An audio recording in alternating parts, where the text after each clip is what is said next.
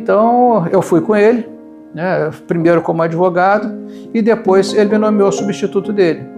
E aí eu fiquei lá por mais de 5 anos, porque eu costumo dizer que é o tempo de Deus, né? A minha vida eu nunca planejei muito, eu fui indo colocado, né, pelo caminho dado pelo Criador. Será que o carioca vai assumir o cartório? Até um dos examinadores brincou comigo e disse: mas você mudaria do Leblon para o Jardim Belenzinho? E eu disse para ele: excelência, eu preciso trabalhar, eu venho para onde for, né? Eu vou fazer a minha vida. E tanto é assim que já se passaram 25 anos e eu estou aqui em São Paulo. Eu sou o mais paulista dos cariocas, né? Assim, agora recordando, chegaram a colocar bomba caseira na porta do cartório, sabe? Porque por causa dessas discussões que eram comuns, infelizmente, em cartório, os novos assumindo tinham essas discussões e tal. Enfim, passei por uma porção de testes, né? Mas fui levando. São Paulo é a locomotiva do país, é aqui que os negócios surgem, né? Então, o volume de serviço de São Paulo é muito superior ao do resto do Brasil, por si só. Olha, eu agradeço diariamente a minha formação, a minha atual função, né? Como eu te disse logo no início, foi tudo no tempo de Deus.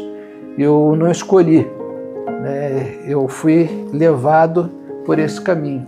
Eu passei no primeiro concurso, assumi a carreira, me apaixonei pelo registro dos documentos, porque realmente é apaixonante.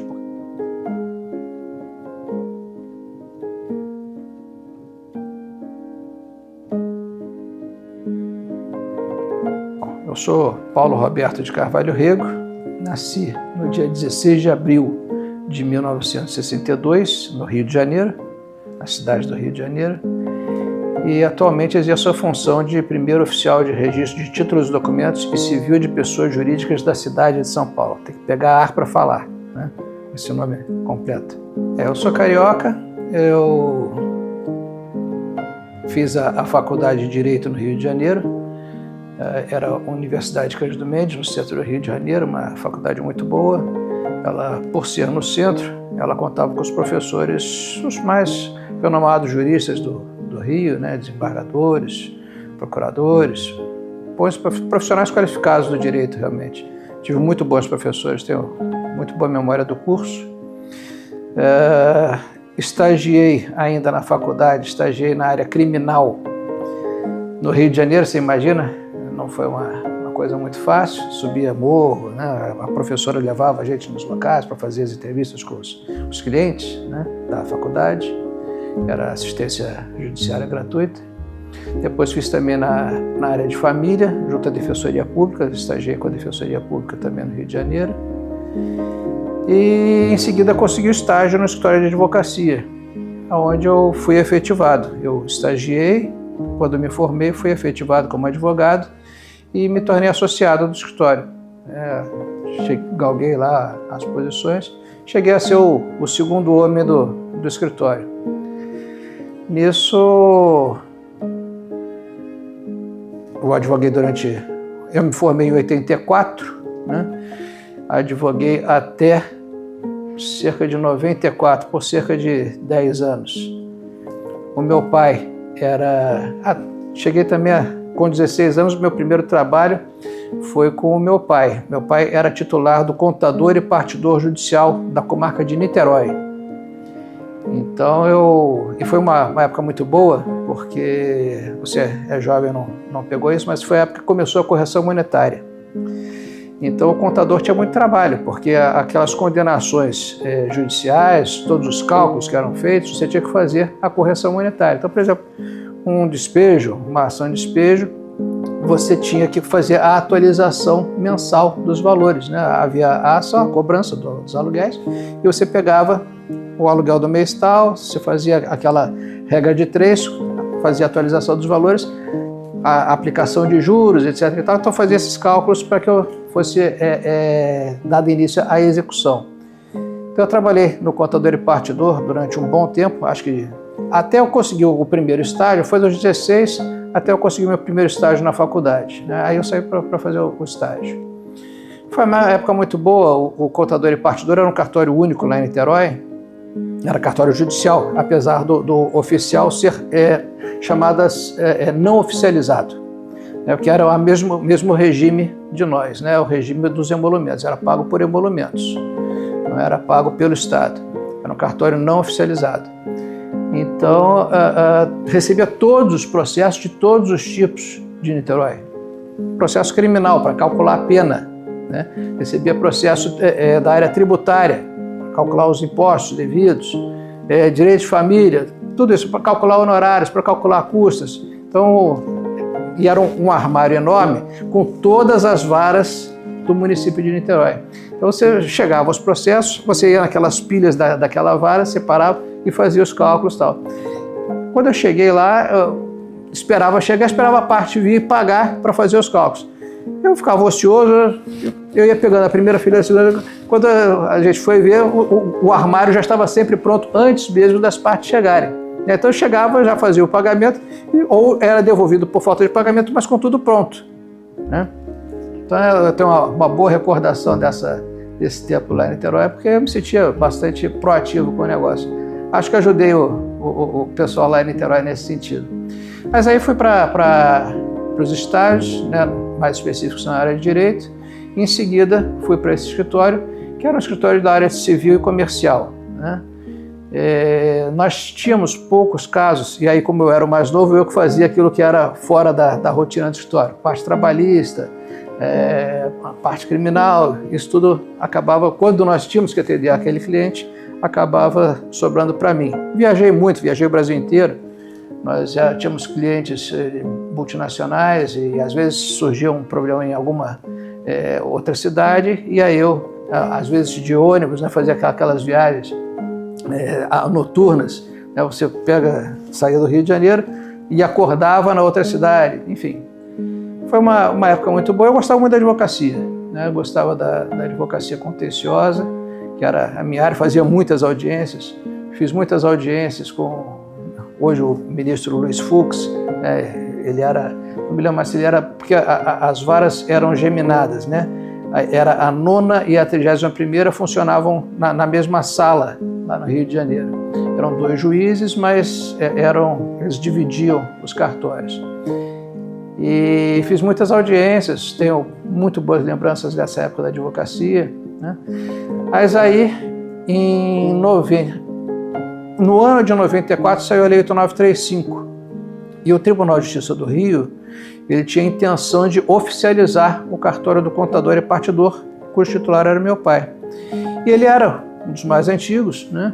Então houve aquela remoção, um concurso de remoção, antes ainda da Lei 8935, que veio a regulamentar o artigo 236 da Constituição. E nisso o meu pai foi removido para um tabelionato de notas, né, o 6º tabelionato de notas do Rio, que era o antigo Cegas Viana, era um cartório muito tradicional, no centro do Rio, na Rua do Rosário. E ele disse: meu filho, eu quero assumir, mas estou com 65 anos. Se você não me acompanhar, eu não tenho condição de ir. Eu preciso que você vá para me ajudar, para botar aquilo em ordem, né? E então eu fui com ele, né, primeiro como advogado, e depois ele me nomeou substituto dele. E aí eu fiquei lá por mais de 5 anos, porque eu costumo dizer que é o tempo de Deus, né? A minha vida eu nunca planejei muito, eu fui indo colocado, né, pelo caminho dado pelo Criador. Então em 94 o meu pai assumiu o 6º tabelionato de notas e eu fui ajudá-lo. Criamos uma porção de regras, né, de rotinas, para que houvesse a conferência dos documentos, né, para que tudo fosse muito bem verificado, e conseguimos colocar em ordem, né? Aquele 6º ofício de notas tinha passado por intervenções, era um cartório meio complicado. Mas fiquei lá com ele esse período, e aí, passados quase 5 anos, abriu o primeiro concurso. Foi o primeiro concurso efetivo de provas e títulos após a Constituição. Lá no Rio de Janeiro primeiro, mas no Rio de Janeiro foi um concurso interessante, porque ele foi em 88, mas ele tinha só 2 provas. Uma prova de conhecimentos e uma prova de títulos. Somava as 2 e dividia por 2. Eu era garoto, não tinha título nenhum, então eu passei na prova de conhecimentos. Quando somou com a prova de títulos, eu fui cair no cartório que era um subdistrito de Araruama. Aí não tinha condição de pegar. Eu fui visitar o local, o cartório funcionava na sala do interino que estava respondendo por aquele expediente. Então era uma coisa ruinosa, não tinha a menor possibilidade. Em seguida abriu o concurso de São Paulo. Esse foi o segundo concurso aberto no Brasil, né, mas foi o primeiro de São Paulo. O primeiro concurso de provas e títulos, né? E eu então fui aprovado. Eu fui aprovado para tabelionato de notas, para registro civil e para títulos e documentos. Mas na minha classificação, o que era possível, efetivamente, era o cartório de títulos e documentos. E até foi uma situação interessante o concurso, porque eu pelo menos sentia isso, que havia uma certa dúvida se eu viria ou não viria, né? Será que o carioca vai assumir o cartório? Até um dos examinadores brincou comigo e disse: mas você viria, você mudaria do Leblon para o Jardim Belenzinho? E eu disse para ele: excelência, eu preciso trabalhar, eu venho para onde for, né? Eu vou fazer a minha vida. E tanto é assim que já se passaram 25 anos e eu estou aqui em São Paulo. Eu sou o mais paulista dos cariocas, né? Aliás, eu vou muito pouco ao Rio. Moro em São Paulo, fim de semana eu vou para Minas. A minha esposa também é titular de cartório e nós temos uma casa em Minas. Eu digo, eu vou para o meu sítio, né? Então eu fico em São Paulo durante a semana e fim de semana eu vou para Minas Gerais.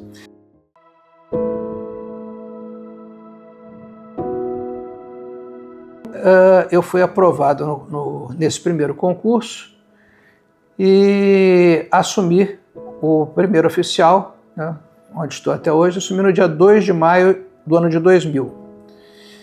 Foi bastante complicado porque era um cartório deficitário. Ele tinha passado por 2 intervenções. Para você ter uma ideia, o primeiro interventor pediu desistência, ele preferiu sair. Naquela época não tinha o teto, né, constitucional, o teto salarial. Então o interino recebia aquilo que ele produzia. Só que o custo era maior do que o faturamento. É um cartório que tinha sido esvaziado, porque infelizmente o oficial anterior ele foi afastado, né? Houve problema de pagamento de tributos. E então o primeiro interino foi o Délio Cardial, que tinha sido substituto do quarto, do José Medeiros. Ele conhecia bastante dessa área, mas não aguentou, né, a parte financeira do cartório. Foi substituído pelo próprio José Medeiros, que era titular do quarto, e aí acabou de levar a clientela, a pouca clientela que o primeiro tinha, acabou indo para o quarto, né? E o primeiro ficou só com o passivo. Então, quando eu assumi, tinha uma porção de obrigações. Logo no meu primeiro ou segundo dia na posição, me chega uma oficial de justiça com uma execução, você imagina, há 25 anos atrás, de R$80 mil, dinheiro da época. E eu recebi aquilo, nunca me esquivei, né? E ela me disse: não, é porque eu estive aqui, mas o que estava na sua posição disse para esperar que o senhor ia assumir, né? Ou seja, deixou eu assumir para assumir o pepino.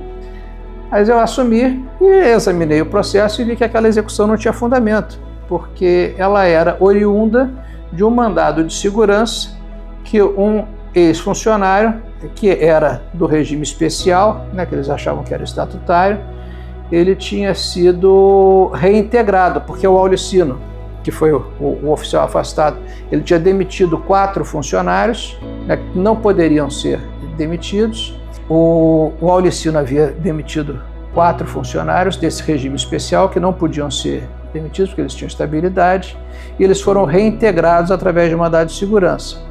Um desses escreventes, ele impetrou esse mandado de segurança e ele quis executar a sentença do mandado de segurança porque ele ficou um período sem receber salários. Então ele queria essa diferença salarial, que dava, no entender dele, esse valor da execução. Só que era uma sentença mandamental. O mandado de segurança, a sentença não é condenatória, né? Ela não condenou o oficial, o cartório, a pagar nenhuma importância. Ela condenou sim, ela mandou que o oficial reintegrasse os funcionários, né? Essa parte de cobrança de valores seria uma ação própria. Então, eu, à época, contratei como advogado o Dr. José de Melo Junqueira, que era um advogado normalmente indicado pela Noreg, que conhecia bastante a nossa atividade, e entramos com uma exceção de pré-executividade. Ganhamos, né? Então aquela execução deixou de existir. Não satisfeito, o mesmo funcionário então entrou com uma ação ordinária de cobrança do valor. Entrou com a ação ordinária de cobrança, cobrando os R$80 mil mais 10 vezes esse valor como danos morais. Eu expliquei para ele, olha, isso não é devido por mim, isso é uma questão do meu antecessor. Quem devia isso era ele, não há sucessão, né? Bom, mas ele entendeu diferente, entrou com a ação, eu levei essa ação em primeira instância. Eu perdi e o juiz... e houve uma perícia. A perícia disse que não era 80, que na verdade seriam 40. O valor da diferença seria R$40 mil, não R$80 mil. Mas mesmo assim o juiz me condenou a pagar os 80 mais 10 vezes 80 como danos morais. Eu recorri para o tribunal disse, não, realmente, a perícia disse que é 40, não pode ser 80, então me reduziu a condenação para 40, mas manteve 40 mais 10 vezes como danos morais. Aí eu fui para o CNJ, para o STJ. Recorri para o STJ reconheceu que eu não tinha nada a ver com isso, né? Que essa dívida não era minha, então conseguimos também vencer isso. Mas foi um dos primeiros percalços que eu tive no primeiro. Além disso, logo que eu assumi, havia uma questão que era justamente essa questão do regime dos funcionários, né?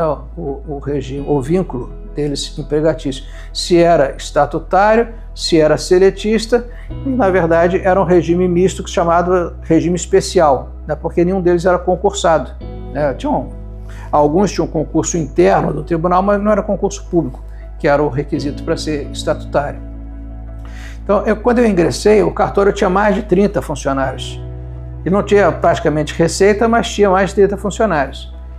E alguns deles estáveis, não podiam ser demitidos. Então eu estudei profundamente a questão e verifiquei que tinham 13 funcionários que estavam irregularmente contratados como do regime especial. E chamei esses 13 funcionários, expliquei para eles a situação, dizendo, olha, precisamos consertar esse regime, porque eu não posso ficar com vocês durante o tempo e depois vocês entrarem com uma ação me cobrando. Diferença de fundo de garantia de 30 anos, que a prescrição na época era trintenária, né? Esse tipo de coisa. 6 resolveram acertar a situação e passar ao regime seletista. 6 não quiseram um acordo e uma das funcionárias engravidou. Não podia resolver nada, né? Esses 6 que não quiseram regularizar a situação impetraram o mandado de segurança. Impetraram o mandado de segurança e conseguiram uma liminar. Foram reintegrados também. É uma situação muito delicada, você, num cartório, que é uma situação de segurança, né, segurança jurídica, você tem que zelar por isso, você colocar pessoas que estão ali temporariamente ou numa situação de litígio com o oficial, né, você precisa ter essa garantia e eu não me sentia seguro, né? Então eu fui conversar com o juiz, expliquei para ele a situação e disse, olha, eu mantenho o pagamento, mas eles não podem continuar trabalhando, né? Então, perfeitamente, o juiz entendeu Isso você vai continuar fazendo os pagamentos e eles estão dispensados de trabalhar perfeitamente. Aí todo o dia certo de pagamento, entravam os 6 marchando na minha sala para receber o salário e eu fazer o pagamento. E eu fiz isso, acho que foi durante, não sei se foram uns 4 ou 5 meses, né? Fiz esses pagamentos até que o próprio juiz, que era o Dr. Vinícius, que atualmente é desembargador, Vinícius de Paula Salles, ele percebeu, não, realmente não é possível, né, haver esse regime, né, porque de 88 a 94, a Constituição de 88 extinguiu essa possibilidade desse regime híbrido. E eles foram contratados após 88, porque entre 88 e 94, alguns cartórios ainda contrataram nesse regime, que era irregular. Então ele percebeu isso e disse, realmente, não poderia ser, eles não são do regime especial.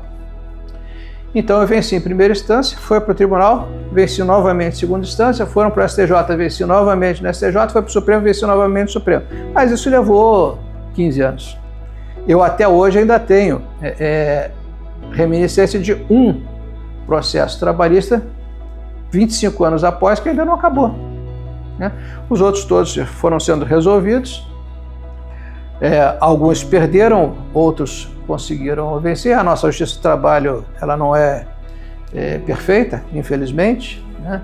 Ela entendia que havia essa sucessão, quando a lei, na redação original lá do artigo 22 da Lei 8935, ela dizia que a responsabilidade trabalhista era de cada respectivo titular. Ela tinha até um certo pleonasmo, que é cada respectivo titular. Claro, evidente, cada um responde pelo seu período, né?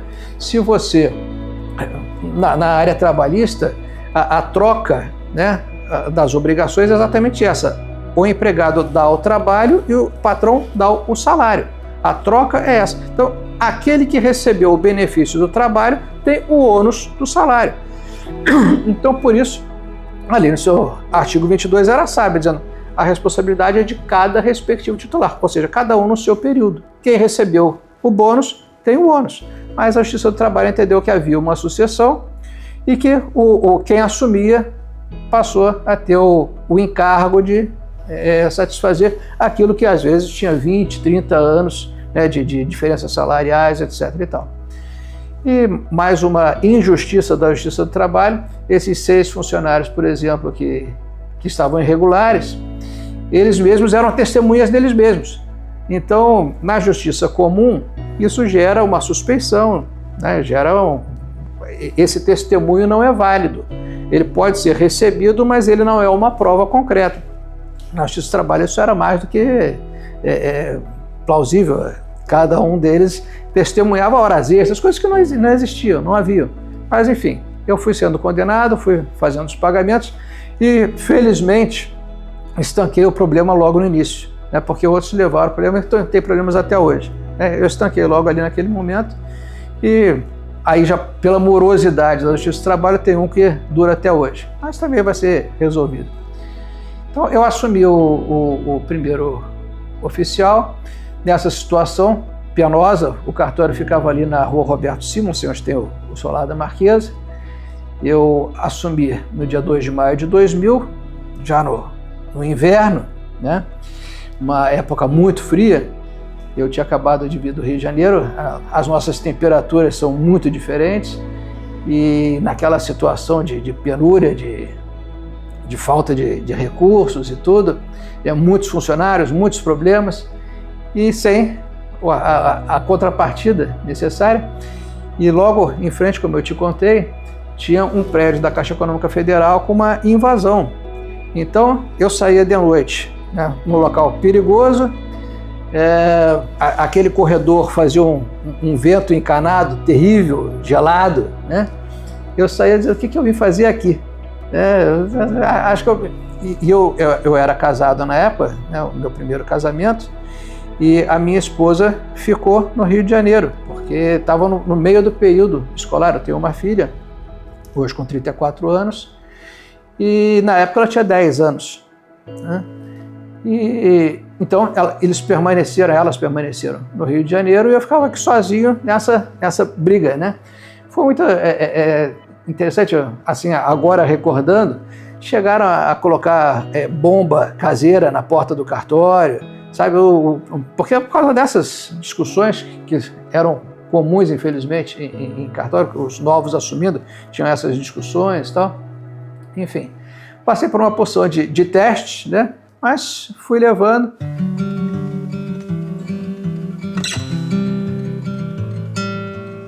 E na época havia a famosa concorrência predatória, uma concorrência desleal, né?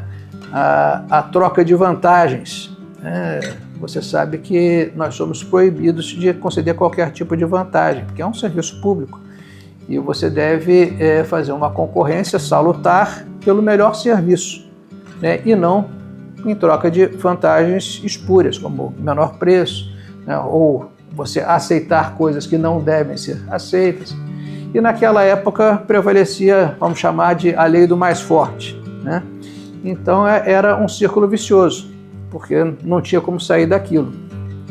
Até que houve o concurso, já havia no Rio de Janeiro uma experiência que foi muito vitoriosa, porque resolveu essa questão no Rio de Janeiro, onde havia também o mesmo problema.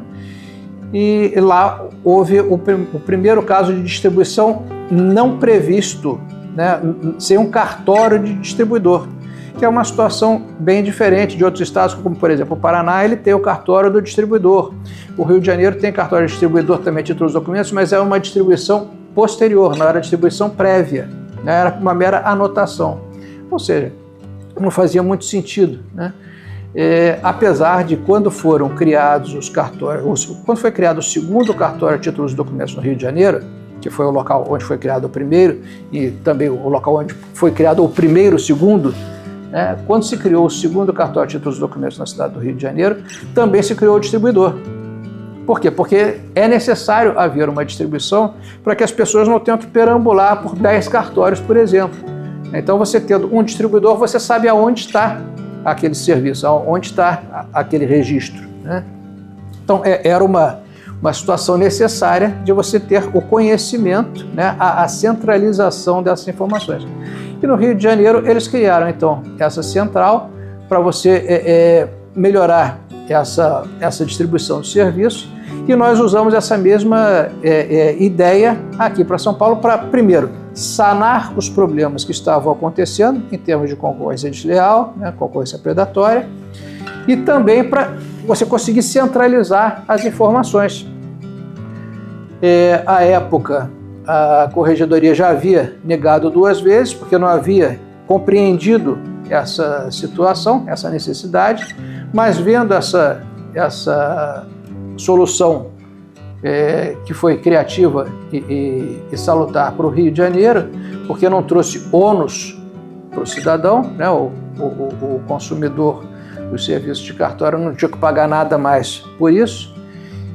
Então, aqui o nosso tribunal também determinou, né? Porque havia as várias denúncias, né, contra essa situação. Ele, para resolver essa situação, ele determinou a criação, então, de uma central de distribuição. Foi criada essa central e ela começou a operar em 2002. Então, de 2000 a 2002, para mim, foi apenas colocar o cartório em ordem, né? Consegui fazer isso, principalmente essa parte administrativa, né? Funcionários, a parte de microfilmagem, organização de livros, isso tudo foi muito auxiliado pelos meus funcionários da época. O Osésio, inclusive, hoje é o meu substituto, o primeiro substituto, né? Ele me auxiliou muito à época também, e nós conseguimos colocar, então, a casa em ordem. E fomos trabalhando para que houvesse essa distribuição, essa centralização das informações, e isso foi conseguido, mas a Corregedoria disse, não, mas vocês têm que começar no primeiro dia útil do ano de 2002. Isso não pode ser adiado. Então, isso foi definido em outubro, e nós já tínhamos que começar no dia 1º de janeiro. nós pegamos o terceiro cartório, que era do José Maria Siviero, ele tinha 160 funcionários. Era um cartório que também já estava numa situação complicada, porque apesar dele ter um bom faturamento, ele tinha uma despesa extraordinária. E como é que você ia fazer uma equalização de receitas sem fazer uma equalização de despesas? Então nós absorvemos 80 dos 160 funcionários do terceiro, absorvemos mais do quarto, mais do sétimo, absorvemos cada cartório indicou um número determinado de funcionários para essa central, e assim foi possível criar um corpo, né, nessa central de distribuição, para que a gente pudesse, sem solução de continuidade dos serviços, né, sem que a população percebesse que houve uma alteração, nós conseguimos, de outubro para janeiro, montar a central. A gente brinca muito, né, diz que no cartório você conserta o carro com ele andando. E é assim mesmo, e passa o fim de semana e nós estamos aqui trabalhando e refazendo o sistema e tudo mais. Para quê? Para que não haja a suspensão do serviço. E foi assim que nós fizemos.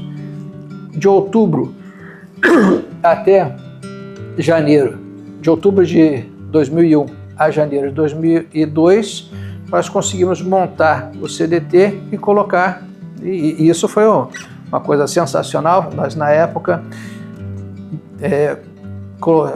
colocamos a sede num prédio na 15 de novembro, que é a principal artéria do centro de São Paulo, né, principalmente para esse mundo jurídico e contábil, que é o mais voltado para nós. E lá nós, já naquela época, havíamos feito todas as ligações com fibra ótica. A coisa foi feita num nível de excelência muito grande, porque nós não queríamos justamente que se dissesse, não, a qualidade do serviço caiu. Então nós fizemos equiparação pelo alto. Nós temos que continuar o serviço com a mesma qualidade ou melhor do que tinha antes. E acho que nós conseguimos isso. O CDT hoje tem aí já 23 anos de sucesso, né? Tivemos algumas dificuldades no início. Não foi uma distribuição que começou de imediato com essa equalização. Ela foi paulatina, ela levou 2 anos, de 2002 a 2004, para que houvesse o crescimento proporcional daqueles que estavam comendo o serviço, até para que eles pudessem ganhar musculatura e fôlego para poder ter a mesma qualidade dos demais. E os maiores foram também diminuindo paulatinamente o seu volume de serviço, até que todos equalizassem efetivamente 2 anos depois, que foi o que aconteceu, né? Nesse meio tempo, nós tivemos... O cartório de títulos e documentos é um cartório muito tecnológico, né? Porque as outras especialidades, elas são, como o nome diz, muito específicas, né? A rede de imóveis, só imóveis. Rede de pessoas naturais, nascimento, casamento, óbito.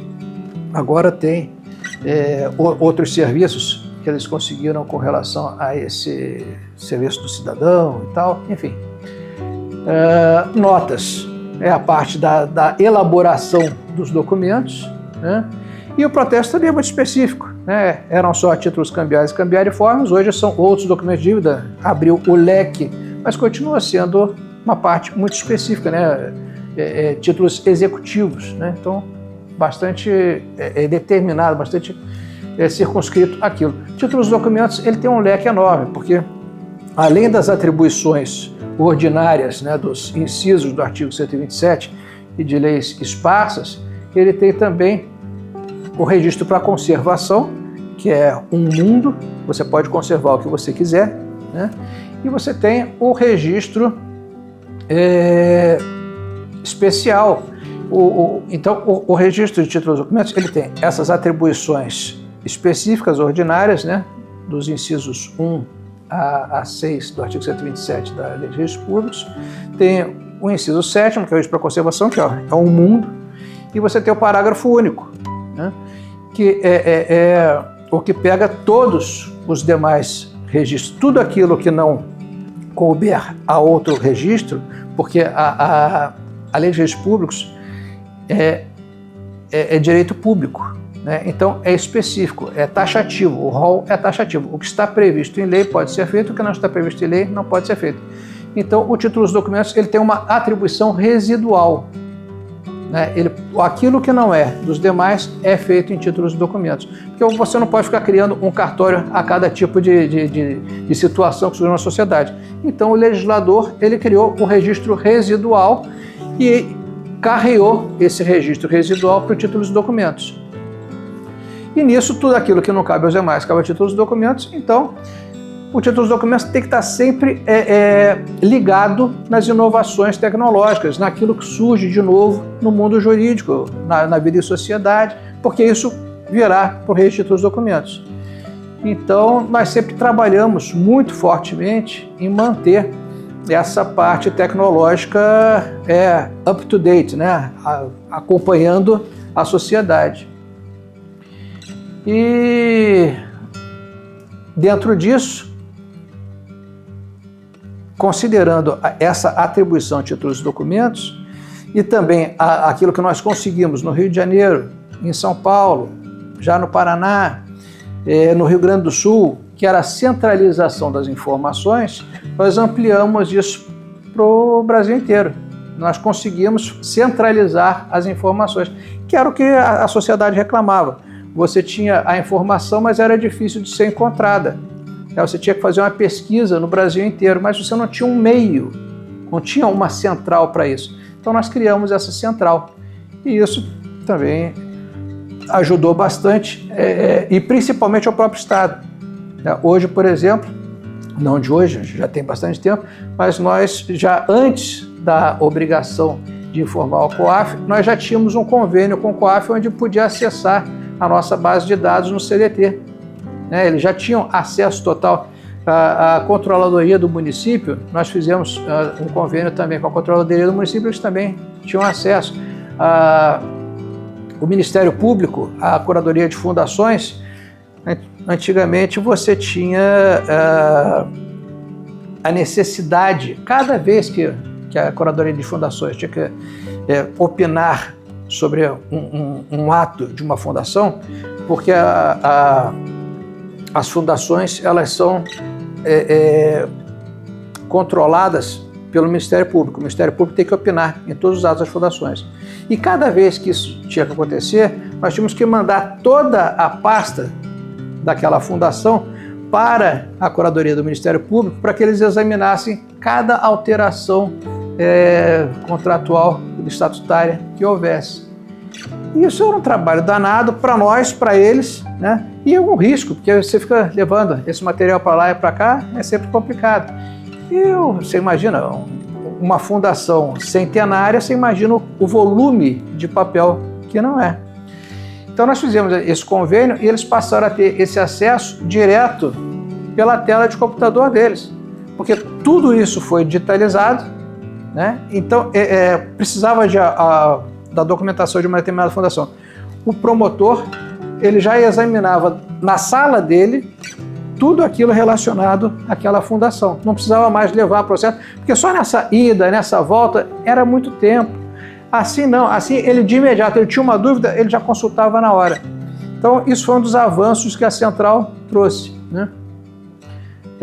Fizemos isso com bancos, né? Os bancos passaram a poder consultar tudo aquilo que eles tinham registrado, ou seja, cada um examina o seu. Eles não tinham acesso a registro de outras pessoas, mas tinham acesso aos seus próprios registros. Então eles puderam manter no cartório de títulos e documentos efetivamente uma conservação.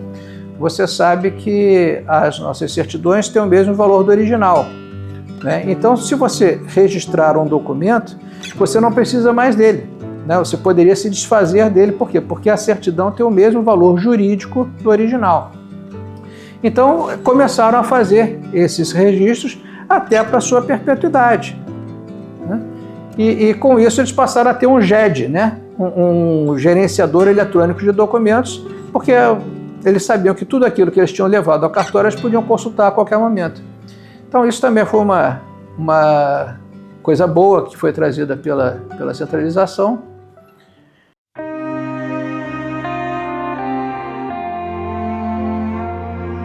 Bom, eu Então, eu logo no início, em razão dessa necessidade de trabalhar para fomentar a centralização, para trazer melhorias para os serviços, títulos, documentos e tudo mais, eu acabei também me envolvendo nessa área institucional. E eu, logo no início do CDT, nós tínhamos o Zé Maria, foi o primeiro presidente, e eu já comecei, na verdade, vamos dizer, eu era o executivo, né? O Zé Maria fazia parte de representação e eu fazia parte interna, né? Eu era o executivo, eu ia organizando a estrutura do CDT internamente. E foi assim com vários presidentes. Eu não fui presidente durante muito tempo. Eu só vinha a assumir a presidência do CDT, creio que foi em 2011 ou 2012, né? Foi uma época meio turbulenta e precisava enfrentar essa turbulência, e aí eu fui escolhido presidente do CDT para passar por isso. Acho que nos saímos bem, continuamos até hoje. Mas, enfim, eu comecei então nessa vida institucional, sempre muito ligado com o Instituto de Títulos e Documentos, na época era presidido pelo Zé Maria Siviero também, e eu ingressei na ANOREG aqui de São Paulo. Eu concorri, na época havia chapas concorrentes, e eu concorri. Eu creio que foi na chapa do Ari José de Lima, ele foi o candidato a presidente, e eu era o candidato a diretor de títulos e documentos. Eu acho que a composição na época era assim, era a presidência e cada especialidade tinha uma diretoria. Não sei bem, mas eu acho que era isso. E eu concorri na chapa dele como diretor de títulos e documentos. Aí eu ingressei nessa vida institucional, né? O CDT era uma parte muito interna, né, muito voltada para os próprios cartórios de títulos e documentos, e a ANOREG já tinha um espectro bastante mais amplo.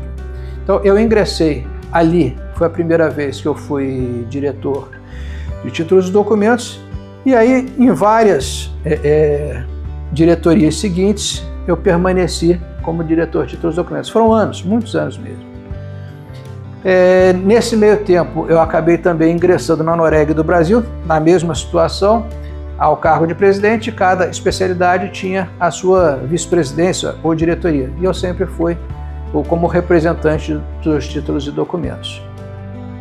Até que eu resolvi concorrer também. Nós criamos o Instituto de Títulos e Documentos de São Paulo. O primeiro presidente, mais uma vez, sempre foi o Zé Maria Siviero, porque é uma figura, é um ícone, né, do Títulos e Documentos, além de ser uma simpatia, um excelente profissional, mas ele tem essa questão da representatividade, né? Ele faz a representação externa, mas sempre na parte executiva, né, a gente dava um suporte. E eu acabei sendo vice dele também no Instituto Brasil, até que eu fui, depois dele, presidente do Instituto de São Paulo. Eu também presidi o Instituto de São Paulo e aí concorri à presidência do Instituto Brasil. Foi chapa única, né? O Zé Maria não quis mais concorrer. Eu ingressei como chapa única e fui presidente do Instituto Brasil por 2 períodos, né?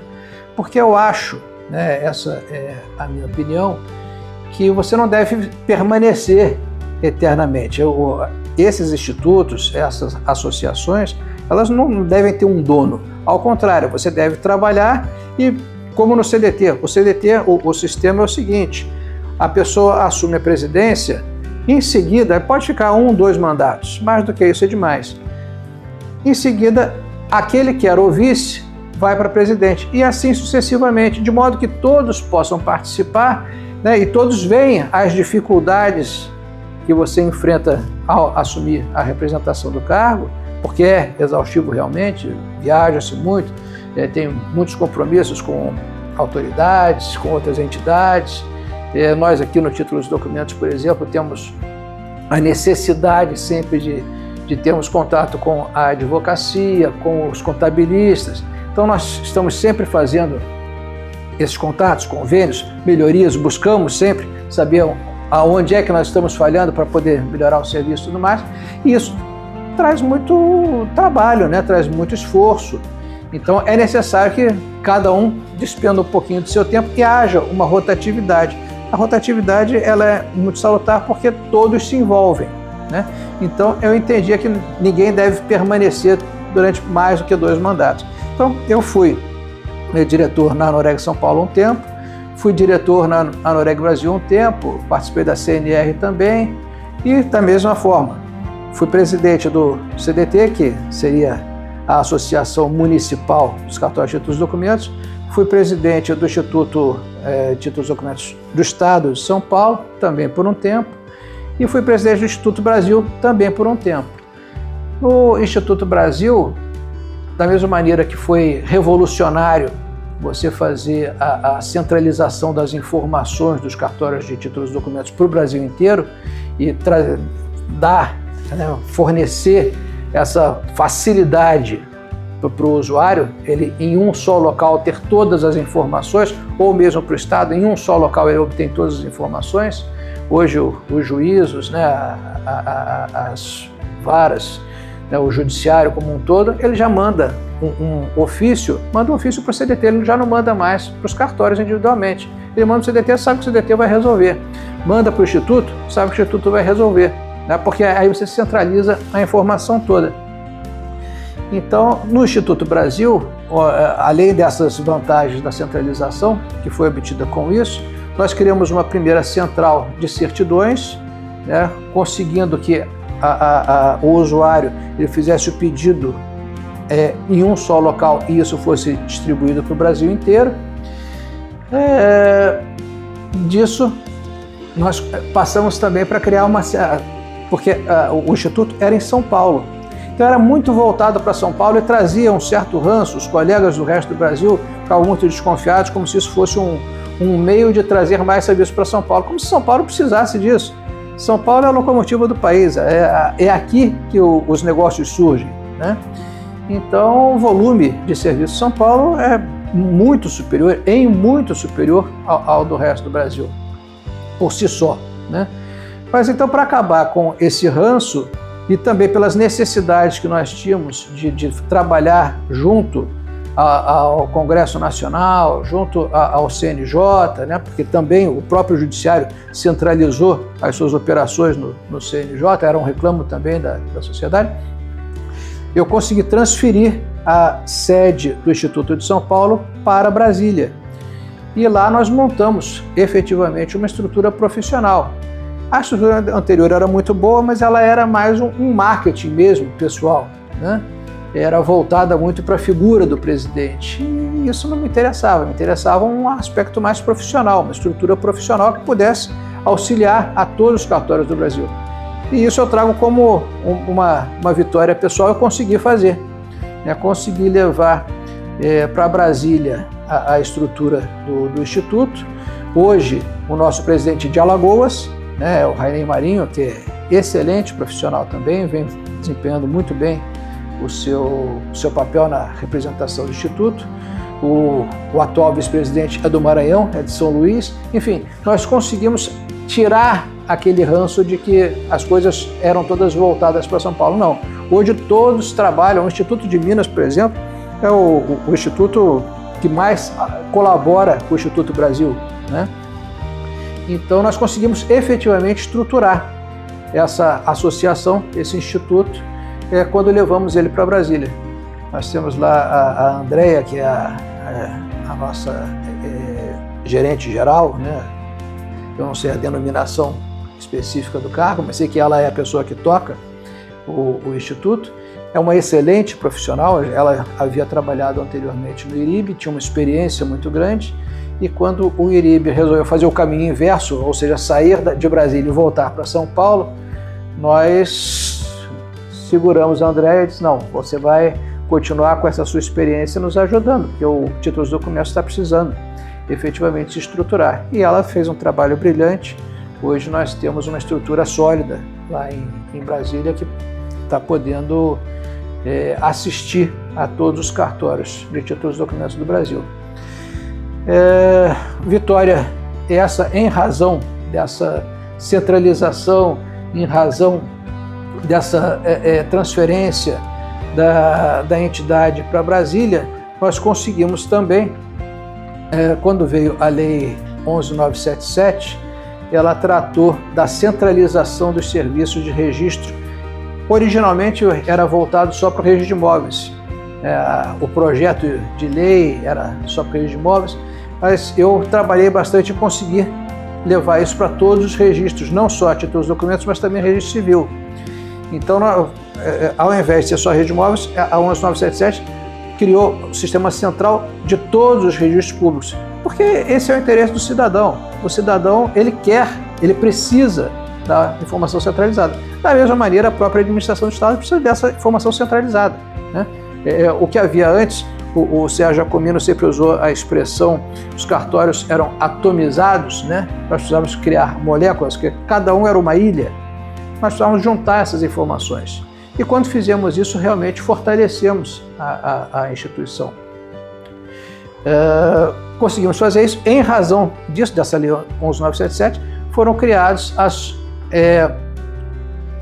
criado o SERP, criadas essas centrais nacionais de registros públicos, né? Hoje nós temos as ONRs, que são as entidades que organizam essa centralização dos serviços, e graças a isso nós temos angariado mais serviços, como agora, por exemplo, saiu uma nova lei que permite que a busca e apreensão, que é uma desjudicialização, né? É uma extrajudicialização do serviço de busca e apreensão de bens móveis. Da mesma maneira que já existe no registro de imóveis, né? Também foi passado por títulos dos documentos fazer a busca e apreensão. A diferença é porque no registro de imóveis a consolidação se dá sem necessidade de busca e apreensão. Nos bens móveis, como eles são móveis, você precisa localizar e buscar esse bem. Então nós conseguimos, com o apoio do próprio setor produtivo, né, as entidades do sistema financeiro e tudo mais, elas encabeçaram essa desjudicialização e a necessidade de você tirar isso, ou você criar uma faculdade para o credor de fazer pelo judiciário ou fora do judiciário. Como houve uma experiência muito boa, né, com a desjudicialização, por exemplo, de inventários, partilhas, separações, divórcios e tudo mais, contabilidade de notas, que vem fazendo um trabalho exemplar, né? Você economiza anos e um volume grande de dinheiro quando você decide não fazer pela área judicial e fazer pela área extrajudicial. Então, a própria sociedade também percebeu que isso podia ser feito com relação aos serviços de busca e apreensão de títulos e documentos. E nós vimos desenvolvendo isso com os agentes financeiros, porque o título dos documentos, ele, em razão de boa parte dos seus serviços serem facultativos, nós estamos sempre buscando, junto ao tomador do serviço, qual é o melhor meio de prestar esse serviço. Aonde nós estamos falhando, o que precisa melhorar, nós pedimos aos nossos usuários que eles nos digam o que é preciso fazer para que a gente possa melhorar e cada vez mais angariar o serviço em razão da competência, né, em razão do bom serviço prestado. Então, nós conseguimos fazer essa parte de busca e apreensão. Ela ainda estava bastante incipiente, porque é um processo demorado. Não, você faz a notificação, a pessoa tem um prazo para concordar, não concordar, para pagar, não pagar. Então, é um procedimento, né? Da mesma maneira que você tem esse procedimento na área judicial, você também tem o procedimento na área extrajudicial, mas ele se torna muito mais barato, né, e muito mais fácil, né, para o agente financeiro e também para o devedor, porque ele continua fazendo em cartório, ele mantém os seus direitos preservados, né? Os oficiais não fazem nada que vá contra o direito do consumidor. Então, isso veio facilitar bastante o serviço. Então, temos aí a possibilidade também de fazer em breve a questão da entrega de chaves, né? A parte de despejo também extrajudicial. Então, eu acredito que todas essas alterações que foram acontecendo em razão da centralização e da distribuição esses avanços todos que nós conseguimos tiveram início quando você conseguiu começar a centralizar as informações no CDT e na SERJ do Rio de Janeiro. Então eu acho que esse é uma novela feliz, né? Começou num pequeno ponto, mas daquele pequeno ponto que era fundamental para todo o resto, né, nós conseguimos desenvolver o serviço que precisava desse desenvolvimento.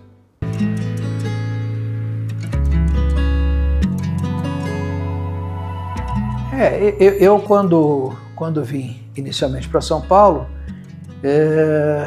eu era casado, tinha uma filha de 10 anos e ela estava em período escolar, não havia possibilidade de, como eu assumi no dia 2 de maio de 2000, era o meio do ano, não havia possibilidade de interromper o ano letivo, então a minha família permaneceu no Rio de Janeiro, né, e eu aqui em São Paulo, né, passando por todas as agruras daquele início que eu te contei. Foi muito difícil porque a minha filha era uma filha única e ela tinha todas as amizades, né, as coleguinhas de colégio no Rio e mudar de cidade, é uma família pequena, né, eu, a minha esposa e minha filha única, e sem os coleguinhas para auxiliar, né, na transferência dela. Mas na época me aconselharam a mudar para um condomínio que tinha uma espécie de clube interno, que era um conjunto de condomínios ali no Morumbi, e era o Portal do Morumbi. E no Portal do Morumbi eram 5 ou 6 prédios e eles tinham uma área interna, né, com clubes e tal, tinha muitas crianças. Então essa foi a minha solução para conseguir tentar integrar a minha filha nessa alteração brusca que ela sofreu, né? Eu cheguei a presenciar ela sem saber. Eu cheguei uma vez perto do quarto dela e ela estava chorando com a mãe, né? Falando também dessa ausência dos coleguinhas, né? Não tinha ninguém que ela conhecia e tal, era muito difícil para ela. Mas ela lá no Rio estudava no Colégio Corcovado, que era a escola alemã, e aqui em São Paulo também tinha o Colégio Porto Seguro, que era na mesma orientação. Mas, por outro lado, isso acabou sendo bom porque nós criamos a minha filha para o mundo, né? Nós não a criamos para nós. Então, toda a oportunidade, ela fazia intercâmbios, estudava fora, e ela acabou concluindo o 2º grau na Suíça. Ela estudou lá, morou lá um tempo e tomou pavor do frio e resolveu, depois ela se formou em Direito, se formou em jornalismo, fez alguns cursos de especialização e resolveu mudar para os Estados Unidos, onde ela fez mais curso de especialização e hoje ela trabalha com marketing e mora lá, né? Mora nos Estados Unidos, não pensa em retornar. E eu fico muito feliz porque é a vida dela, né? Mas eu fui bastante ausente, né? Porque esse trabalho todo você fica ausente de casa. Eu ia muito para Brasília, atuava bastante nessa área e, enfim, atuei bastante até a pandemia. Quando chegou a época da pandemia, eu já havia me divorciado e já estava num novo relacionamento. E nisso, com as ruas aqui do centro de São Paulo, você tinha medo de vir, porque não tinha ninguém nas ruas. Eu, divorciado, estava meio perdido, não tinha um restaurante, você não tinha onde almoçar, era muito difícil. Então, começou ali, naquele momento, começou um trabalho assim meio externo, né? Você ficava no virtual, né? A própria legislação, o legislador percebendo isso, mudou a forma de reunião nas pessoas jurídicas, admitiu as assembleias virtuais, admitiu um teletrabalho, e nós fomos alternando isso, porque é uma coisa impensável, todo mundo de máscara, ninguém querendo falar com ninguém, você cumprimentava uma pessoa, lavava as mãos com álcool, era uma coisa muito complicada. Então, eu aí estreitei o meu relacionamento e acabei me casando com uma colega de Minas, né? E hoje nós temos, e foi muito bom para mim e para ela, porque nós dois temos os mesmos interesses, né? E ela trabalha em Patos de Minas. Então, durante a semana, ela fica em Patos e eu fico em São Paulo. No fim de semana, nós ficamos lá em Minas, né? Onde eu tenho uma casa que, na verdade, eu chamo de sítio, porque é para fim de semana, né? Mas isso acabou dando muito certo. As pessoas dizem que esse é um casamento que vai durar para sempre, né? E realmente, para mim é muito, muito bom, muito gostoso, porque a minha esposa é muito trabalhadora, ela foi presidente também do Instituto de Minas, foi assim que nós nos conhecemos. Eu era presidente da entidade nacional, ela da entidade mineira, e nós nos conhecemos e foi muito bom. Nós realmente somos, como a minha filha mesmo diz, nós somos muito parecidos, né? Então, para nós foi muito bom e temos a vida está seguindo, graças a Deus, de uma forma muito serena, muito pacífica para mim. E aí eu abandonei tudo, né? Não quis mais saber de instituto, de nada disso, porque a minha vida já é muito corrida. Eu não tenho mais possibilidade. O que eu tinha antes era fim de semana, agora eu tenho mais fim de semana. Eu vou para Minas, a minha dedicação é a minha nova família, então larguei completamente essa área institucional.